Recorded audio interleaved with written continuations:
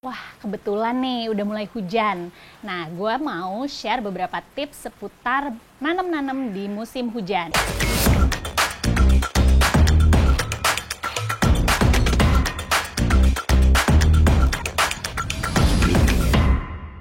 Halo Property People, ketemu lagi di Monday, my online consultation day. Kali ini gue Titi Akmar akan bagi-bagi seputar tips 101 berkebun saat pandemi.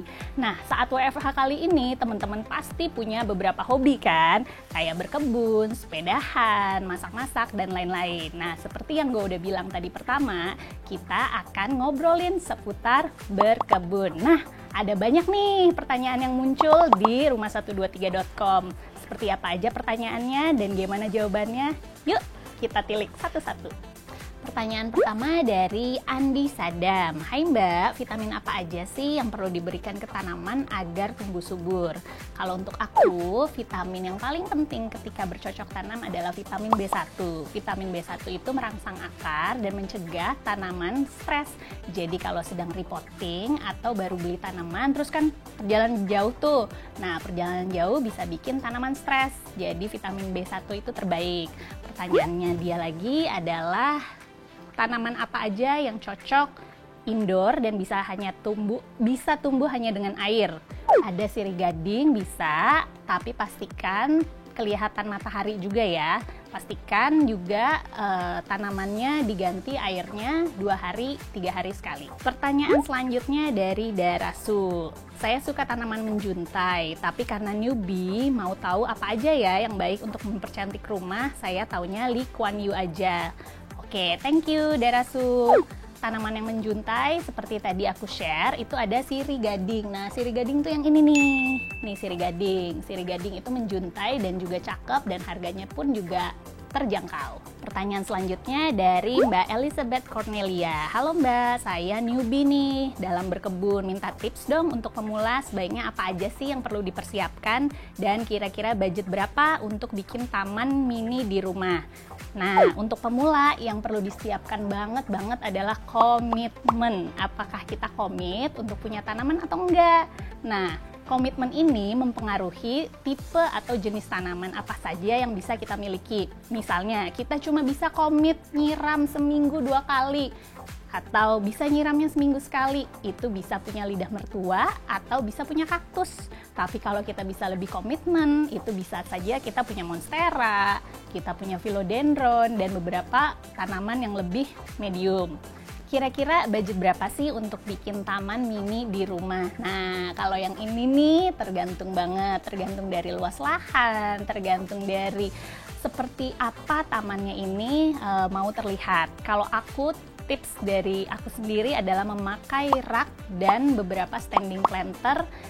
Jadi langsung auto terlihat cakep kayak gini, tapi harganya juga nggak mahal-mahal banget gitu.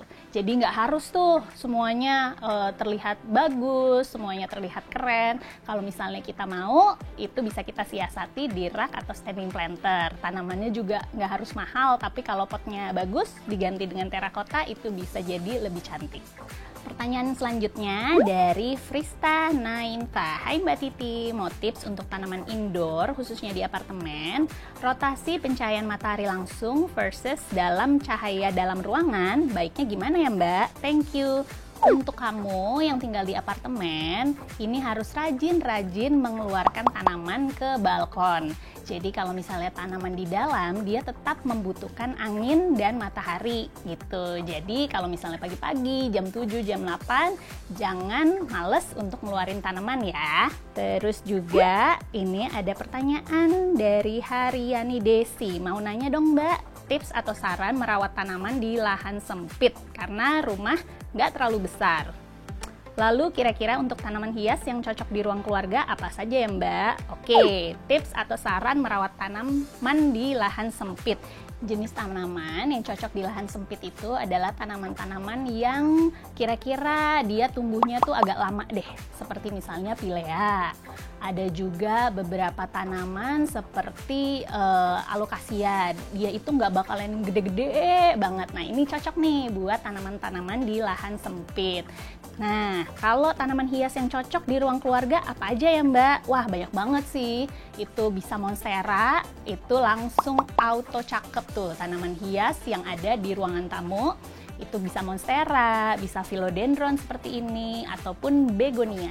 Nah, kalau begonia ini jangan terlalu panas ya, dia harus di tempat yang adem juga. Pertanyaan selanjutnya dari Jessica Pranoto 87. Mbak, minta tipsnya dong tanaman yang cocok ditanam di rumah dan bisa dikonsumsi. Saya kok nanam cabai dan jeruk mati melulu ya. Oke, buat Mbak Jessica, tanaman yang mudah banget ditanam di rumah dan bisa dikonsumsi adalah kangkung, bayam, dan sawi. Itu tuh cuma tinggal taruh aja di pot, di tanah, terus udah deh ditaruh potnya, taruh di dekat yang terkena sinar matahari pagi ya. Nanti sekitar 1 bulan sudah bisa dipanen dan dikonsumsi. Next, ada pertanyaan dari Mbak Listia Manda 15. Mau tanya dong Mbak, untuk tanaman hias yang cocok di kamar mandi dan kamar tidur jenisnya apa aja? Wah, kalau ini sih bisa bebas banget selama di kamar mandi ataupun di tempat tidurnya itu terlihat cahaya atau terkena sinar matahari. Jadi harus yang ada jendelanya dan sesekali juga jendelanya dibuka ya agar tanamannya terkena udara.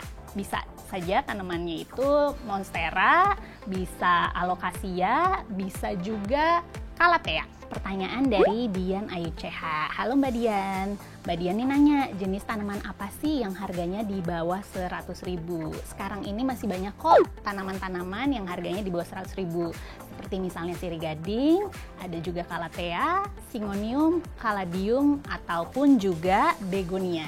Hai Mbak Swastika Nohara, Mbak Swastika ini bertanya apa resepnya membersihkan watermark bekas siram air yang mengering di atas daun. Jadi kadang-kadang memang ada bekas-bekas air di atas daun seperti ini. Kalau tips dari aku adalah pakai kulit pisang. Jadi kulit pisang itu sudah organik, dia juga cukup aman untuk daun. Jadi kulit pisangnya itu dikupas, bagian dalamnya tinggal dioles-oles di sini deh. Setelah dioles-oles, bisa dibersihkan lagi dengan air pakai tisu. Udah, langsung kinclong. Semoga menjawab pertanyaannya ya. Pertanyaan lain dari Siat Fung, share cara pembuatan pupuk dong. Nah, kalau aku sendiri di rumah, aku memakai pupuk kompos. Pupuk komposnya ini adalah yang dari tumbuh-tumbuhan, dari sampah dapur dan browns, tanah, itu aku campur dan menjadi nanti pupuk kompos. Tapi kalau misalnya nggak mau repot bikin pupuk kompos sendiri, bisa juga kok pakai pupuk-pupuk yang dipasarkan di luar, seperti misalnya pakai Hormax ataupun memakai pupuk NPK dan Dekastar yang slow release. Pertanyaan dari nanam di pot. Oke, ini sepertinya bukan pertanyaan tapi pernyataan ya. Nanam di pot ini bilang, Kak, saya cuma pengen turunkan harga tanaman. Nggak cuma nanam di pot, mungkin kita semua juga pengen harga tanaman turun. Tapi demand yang tinggi sekarang memang membuat tanaman harganya melambung tinggi karena suplainya tidak sesuai dengan demand. Karena tanaman itu kan juga bukan dibuat di pabrik ya. Kalau dibuat di pabrik dalam 1 hari udah ada deh 1000 tanaman plastik. Sedangkan kalau tanaman asli kita harus tunggu dia tumbuh, dia berkembang, dia berbunga baru bisa dijual gitu. Semoga teman-teman lebih ngerti ya kenapa tanaman sekarang harganya melambung tinggi. Jadi tips dan trik apa aja yang bisa gue share kali ini? 1. Untuk menjadi plant parent yang baru saja memulai untuk bercocok tanam, kita butuh komitmen. 2. Posisi. Posisi menentukan prestasi. Jika rumahnya panas, jangan sekali-kali punya tanaman-tanaman yang maunya adem. Nah, yang ketiga, sesuaikan juga budget kamu untuk memiliki tanaman. Keempat, terakhir bisa juga mempercantik tanaman dengan pot dan rak-rak yang lucu. Wah, kebetulan nih udah mulai hujan. Nah, gue mau share beberapa tips seputar nanam-nanam di musim hujan. Nah, salah satunya adalah punya hygrometer. Hygrometer ini buat melihat kelembapan udara. Kelembapan udara yang baik untuk nanam-nanam sekitar 50-60%. Jadi kalau kayak sekarang nih udah 93%, jangan sering-sering nyiram. Kalau sering nyiram nanti tanamannya bisa jamuran atau bisa overwatering. Tips lain ketika musim hujan adalah selalu sedia anti jamur dan anti hama seperti insektisida. Supaya juga nggak bosen nih saat WFH dan saat pandemi ini, jangan lupa mempercantik rumah dengan tanaman-tanaman. Tanaman-tanamannya juga harus yang seger-seger dong. Tipsnya gimana? Yang tadi sudah di-share sebelumnya. Jangan lupa like, share, dan komen video ini. Siapa tahu ada teman-teman di luar sana yang membutuhkan. Sekian episode Monday kali ini. Sampai ketemu semuanya.